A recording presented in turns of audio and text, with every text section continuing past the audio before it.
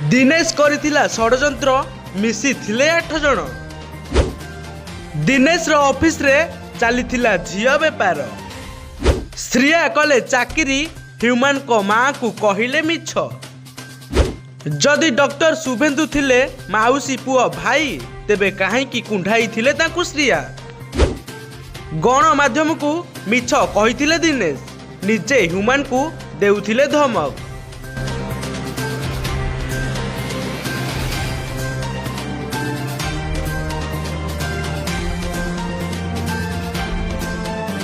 हाँ दर्शक बंधु, ह्यूमन को मृत्यु पर खोली जाइछि दिनेश रो सबु कलाकारनामा। कटक सहर रो नामी दामी जगार दिनेश फ्लैट करी भड़ा नहीं आरंभ करिथिला निजर मेलोडी ऑफिस। ह्यूमन को टंकारे चलुथिला, तांको टंकारे सबु किणुथिला, तांको ही शेष रे धोखा देला।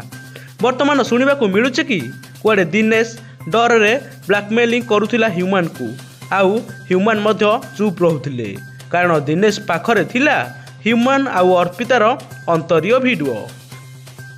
आउ एपटे ह्यूमन को मूर्ति को 2 मास बीतिनी ह्यूमन को स्त्री अलग जगार जाई कलेनी नुआ चाकरी, आउ आसुनाहांती श्रिया घर को।